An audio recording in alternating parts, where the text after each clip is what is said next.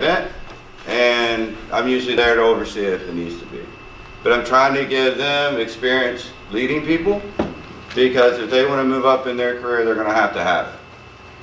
It's great for me to have it, but I kind of already have it. You know what I'm saying? Like, my job is to make sure one of those 3 people, 4 people, if they want to go somewhere, they're successful wherever they want to go. They can go ahead and do it right away. I like for them to stay with me because they all do a really good job. I have a good group of people right now. They do a great job, but my job is to make them better so they can do other things if they want. Any questions about our structure? So the next thing I'll tell you about is our budget. So I went and did our FY19 budget because it's actually final. I can give you all the numbers that we did for that. Right now we're in FY20 and then I'm budgeting for FY21. So it's almost like you're in 2-3 years at a time when you're doing the budget cycle. So it gets kind of confusing. So my total budget for my department is almost $502,000. 2/3 of that is personnel. So all the programs that I run for seniors, youth, everybody is 1/3 of my budget. It's about $178,000. It's a lot, you know, it's not a lot of money. We do the carnival, we do special events, we do senior centers every week. We try to do a lot, we try to reach everybody. So we do the best we can with a little bit of money, and we get a lot of help through some events. Last year we brought in $116,100. So we were almost cost neutral with our operations, if you want to look at it that way. Not how I think county government kind of runs. You know, it's more like a private sector to me. But we try our best to bring revenue because we're one of the 4 sheriff revenue streams for the county. The sheriff's one, we're one. Mel, and you know, and taxes. You know, there's not many.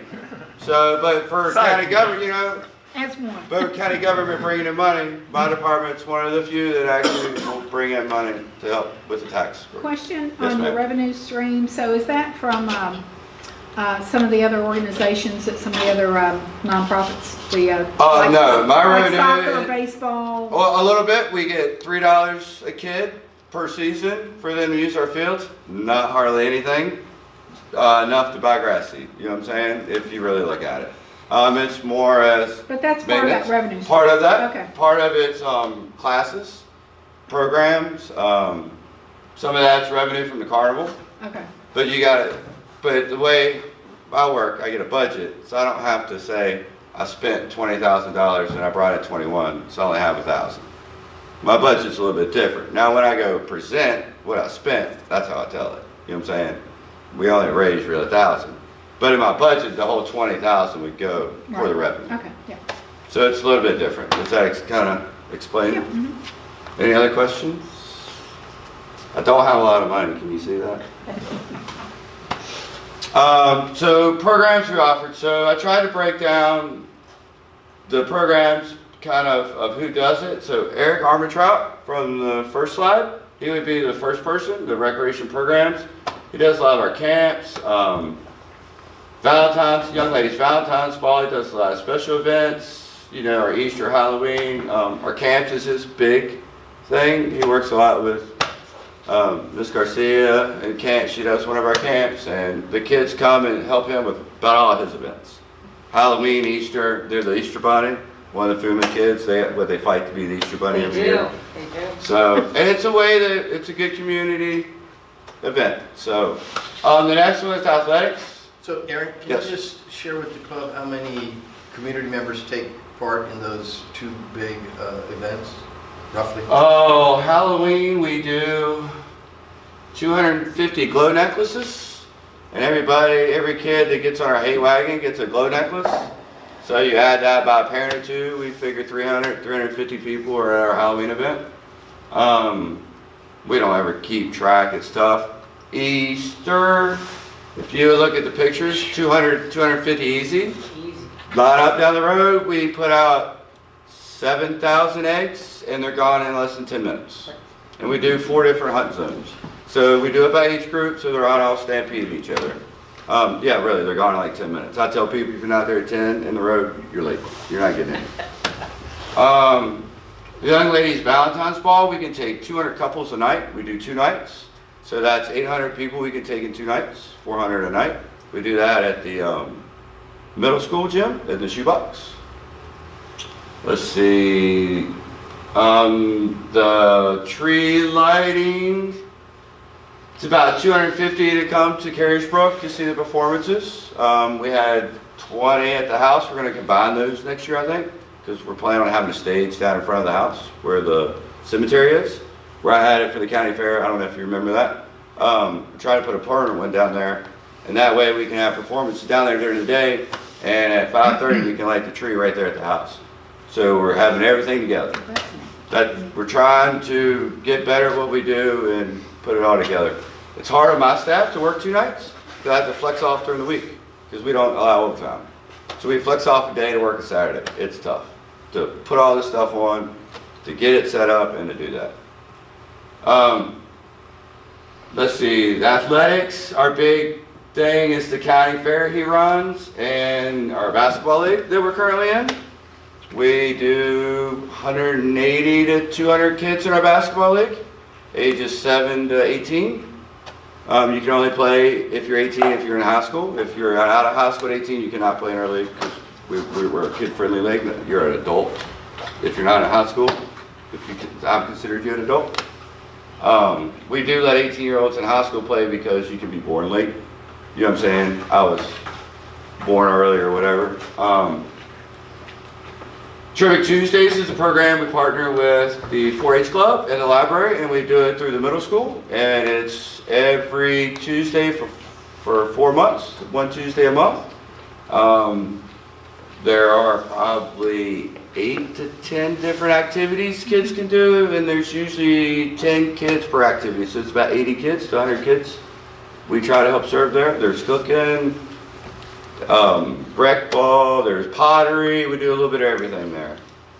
And then the county fair, we had 7,000 people at our county fair last year. We do that by the ticket. We $2 to get in, so that's not counting the kids under 2 or the teen night or the free night, teen night the Thursday before. So we figure 8,000 people maybe, 7,500 we have throughout the 3 days, 4 days. And then our senior, we do senior programs. We have 4 senior centers. I tried to explain where they are. Cunningham Senior meets the 1st and 3rd Monday at the VFW on Route 6.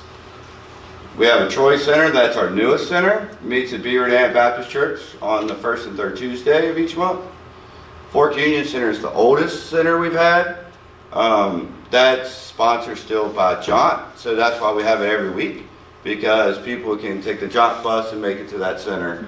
The other centers do not, but there is a Jaunt grant that currently you can take to the Monday and Tuesday one, I believe, but not the Thursday yet. But they're trying to get them all. And then when the grant money runs out, they'll stop those services, but not for the Wednesday.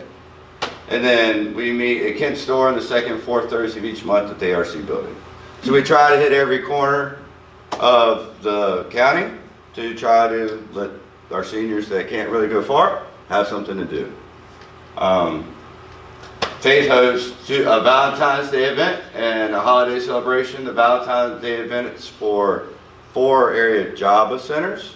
So it's Greene, Nelson, Charlottesville, and Louisa, and us. So there's 5 centers we pack into our gym, and they dance and we feed them. They have a great time. Any questions about some of the programs we do? I know I haven't said all of them. The new thing we're trying to do this year, we're partnering with Bottoms Up, and we're having a teen night in there, and they're closed that day. So there will be no adults in there.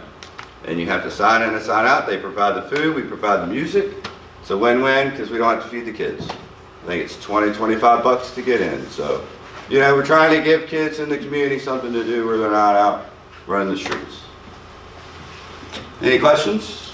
Is there still a gym? Is there still open gym? We have, well, yeah, so we do open gym, not during our basketball season because we're always in there practicing. Yeah, right. But we have pickleball Monday, Fridays, and Saturdays, and Tuesdays and Thursdays is basketball. There's different times. Brought some program guides. Okay. It has that information in it and some apps over there if you want to take one when we leave, and I can show you that information. So another thing was, Rudy asked me to talk about Pleasant Grove Park. One of the gyms in the county, I think. A lot of people visited from everywhere outside the county and inside the county. At the park we have 3 soccer fields, 1 baseball field that is a Babe Ruth baseball field. So it's technically for ages 13 and up, not for 12 and under.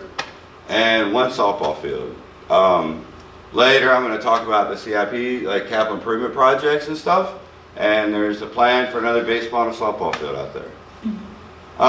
Disc golf, that's my baby, I guess. I've cut the trees for the fairway. Me and my father have cut the trees for the fairways. We built bridges. No money was given except for the baskets for that. No, $6,000.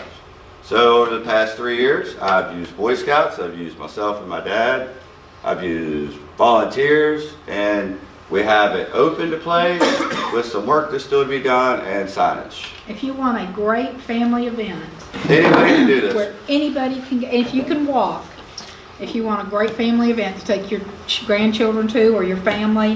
We've gone as a family for like 8 of us, and it's just a great thing. It's a lot of fun. We rent this set for $5 a set with a $50 deposit. That's just because what they cost. Bring it back, we'll give you your $50 back.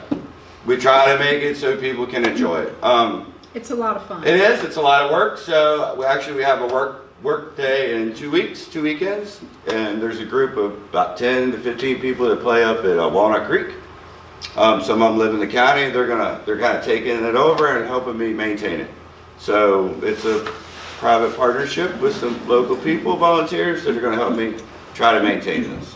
Because if not, I'm doing it. So if you can actually go down there and just walk the course. You don't have to go to play. You could go walk. Yes, ma'am, it's open. Yeah, you could go and walk it and just see what it is. It's around our trail system. So Yeah. some of our, like, say, I think, hole 12, you'll come out of hole 12, you'll actually get on Brush Arbor Trail, go about 1/10 of a mile, and then you'll get on hole 13 to go back into a different part of the park. So we do use our trail system Yeah. while we're doing our disc golf, but they don't overlap. So you'll never throw a disc over a trail.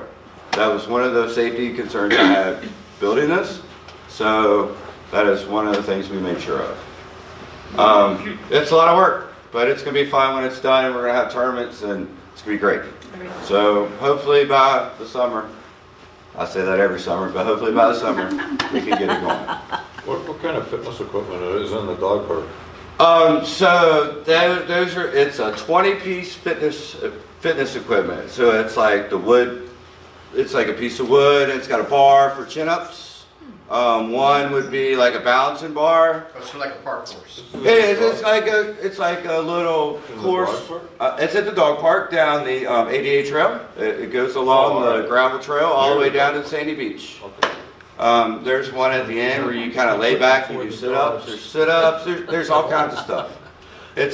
That was donated by the Heritage Trail Foundation, I believe, before they disbanded, and that's how we got that stuff. The 20-piece equipment. We had 3 dog pens. One of them was built by an Eagle Scout, the biggest one. So if we didn't have the Eagle Scout build that, we'd only have 2 dog pens. So he built that to get his Eagle Scout award. So we use Boy Scouts. I tell you, they built bridges for me. They do all kinds of stuff. I use the community the best way I can to get stuff. Because as you can see here in a minute, it's hard for me to get some funding. We do 4 rental pavilions, 3 shelters at dog park in Pleasant Grove. They're about like between $50 to $75 to rent. Cheap. We're looking into figuring that out because we give our park away to people. It's crazy. A wedding is $100. Although you have the public that can go buy you. So that's the risk you take, somebody being a jerk, you know what I'm saying, when you're getting ready to say I do and blowing the horn or something. That's what you always warn people I do when they have a wedding at the park. It's public. We have 2 gardens at the park, a community garden, which plots are available for about $50 a year. And then the butterfly garden, which is free. It's supposed to be like a pollinator garden to show people native plants in the area. Recently we had some new guy take it over because the lady that used to do it can't do it anymore. So we're going to come up with a 5-year plan to make it really a butterfly garden. The deer get into it right now and a bunch of stuff, so it needs fencing and some stuff. There's a plan. So we're working on that. Talked about earlier, we host a lot of community events at the park. I've probably said most of them. The Apple Harvest Fest brings in 500 Boy Scouts. That's the only time we let people camp at the park, except for our carnival people, but the Boy Scouts are the only ones that camp overnight. And they do a service project for us. So they're always trying to help out when they're camping. We have 2 museums at the park. The Pleasant Grove House Museum, which has Fluvanna rails, trails, and river history. It also is my office, where my office is. It's one of our offices. The other one's at the Community Center in Fort Union. And the Farm Heritage Museum, which has farm equipment from the 1860s to the 1960s. That's pretty close, I think. It's around there. I always get the date. We have a playground. I'm going to show you. We need additional playground space at the park. And we have 23 miles of trails that I'm in charge of, ranging from Pleasant Grove to the Dog Park, and there's 2 entrances behind the library that people can access. Actually, last Friday we had somebody get hurt on our trail, so we had to go in. So we're working on clearing them out to be able to get an ATV all the way through our trails in case we do have an accident or something, so we can find people. The Board of Supervisors let me hire a part-time person last year, so I actually have a part-time person working on my trails. But 20 hours a week doesn't do a lot. I'll let you know. Any questions? So, the last thing Rudy says, where you need support. So, support I need is funding or backing department's capital improvement projects. If we can't get funding help, you can always be a voice in front of the Board of Supervisors or your Board of Supervisors saying, it'd be great to have an ADA playground in the community. We only have 1 piece of equipment in the whole community for 88 people. Anybody. Spray ground, I think it's better than a pool. Cheaper to run, anybody can use it. Multi-generation center, I think we need a big community center here, especially with the water going in Science Crossroads. Businesses don't want to come into community without a good recreation program. They want stuff for their family to do when they're here. It's proven. So we need some of that stuff. I'm having trouble getting it, so any help that you can give me to say, hey, let's look into trying to get some of the stuff at the park. That'd be great. It could be an email to a board member. Just come speak your mind. We need help with some special events for volunteering. The carnival and the fair is always tough, parking and trying to staff an event to get it running, like the pieing contest. You know, it's just somebody to be there to start the pieing contest. We need help with that. The setup of the Halloween event we need help with. FUMA helps us break it down, but being that we're in the park, we have dogs, horses, deer, bear, we cannot set it up till 10 o'clock that day. So that's a set up and set down event. It's tough. Trying to put all those pieces around, have a hay wagon ride and do that, it's tough. So we need help with that. And then holiday celebrations. We're always looking for new program instructors. Anybody that has a skill that wants to teach a class or a clinic, a 1-day clinic, let me know. We're always looking for new ideas. And in our basketball season, for some reason, we struggle for referees and scorekeepers. We pay $28 a game, which is an hour. It's tough to find nobody that can do it wants to come work. It's tough. And scorekeepers, we're even looking for 17-year-olds. High school, I've even reached out to the high school. 17 or older. Come get some job experience with us. We pay pretty good. So. With Kevin Taylor, the school resource officer, he has a group of explorers now. They're trying to raise money. That'd be a way they could raise That's money. Way, I mean, they could put it, we pay them and they can put it back in if they wanted. Yeah. As long as they're about 17 and can get there, 16, 17, that's something we'd work with. Yeah. And camp counselors, you gotta be 18 because you drive kids around in a van all the time, but we're always looking for good camp counselors. So that picture, is the ADA playground that I'm asking for in my CIP project, by the way. It would kind of be up right above the playground we have now, so all the kids can interact together. That's So what's the cost on $90,000. 90, okay. So I think I have a plan. I'm gonna ask the board if they will put aside 45. If I can find a grant for 45, I will go look for the grant. But if they don't put seed money out for me to go look for it, it's not worth my time because I have to match it. You know what I'm saying? So if they're not gonna fund it up front, I'm gonna ask different ways. The next slide, those are the other CIP projects. I tried to show you kind of what we're working on. Basketball, tennis courts up in the top. Example of a startup spray pad at the bottom.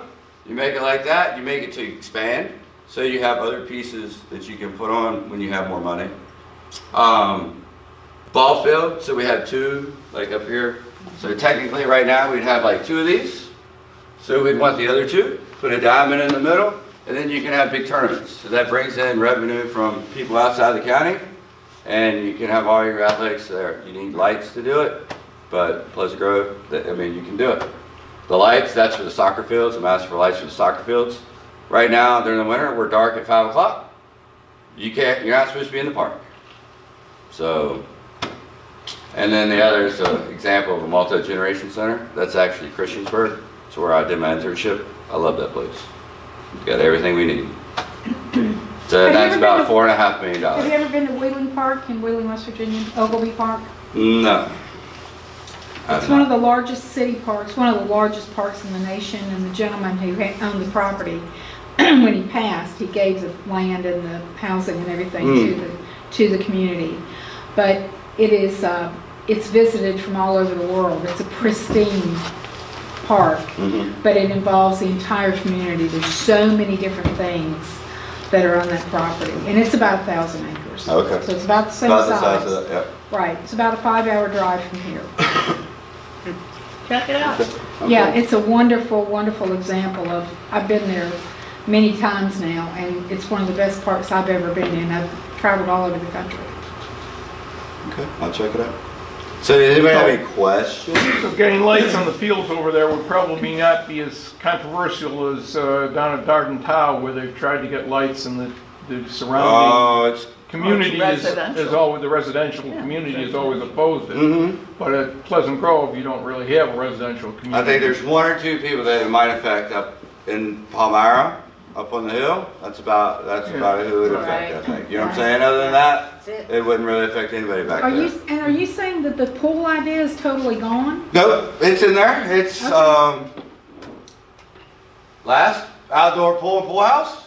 It's not gone. It's not first on my list because that's a $1.5 million project. That splash pad is a $250,000 project. Which one would I get maybe funded for first? The maintenance on the pool is an Well, ongoing. and the maintenance and the That's just liability. because you look at the lake where they Yeah, but you spent talked $1 about million, stuff. 1.4. I'm sorry. I'm sorry, go ahead. No, go ahead. Well, we're talking about, it's a $1.5 million project. But then you also talk about what kind of people do you want coming to the community? And the people who are going to come into the community that want to be able to have those types of amenities, I mean, it's the same thing. Education, amenities, it's all those types of things that draw people in. So in the Parks and Recreation field, a trend now, they are concreting in pools and putting in splash pads. Yep. I understand. So that's why a splash pad is above a pool on my... Yeah, I'm not... And I'm not saying the pool's out of the question, but... Fuma's got a pool. Yes. Yes. Fuma's got a great facility. Yeah, Fuma has an awesome facility. Yes. It'd be great if it were open to the entire community. But it's not. I know. Right. I know. I get it. I mean, the majority of the taxes from the entire community are from right here in this district. Well, Camp Friendship has a great pool. Yeah, they do. Then the community can't use that either. Right. So... That's all I'm The saying. lake has a great pool and the community can't use it. Absolutely. So... School uses You can, it's hard. You can use it. Well, yeah. The high school. So the high school swims at Fuma. Yep. And and then the other swim teams in the county, they go to Louise and Charlottesville to practice. Right. Yep. They don't use any facilities in here. Right. Fast swim team and other ones, Oh, okay. They use. I don't know the whole story. It was a I mean, the beautiful lake form of pool. Yes, pool but they don't- is used but- almost every night by Right. our team, the high school Right. team, Louisa, and Albemarle Right. comes in. Right, yeah. One team from Albemarle, so. I'm not trying to create any chaos, it's just, Oh, that's fine. Hey, I hear it all the time about a pool. You're not the first. Trust me. I won't be the last. Cool. thing. Nope, you will not be. There is. When they built that new high school, they didn't put a pool in with I it. know.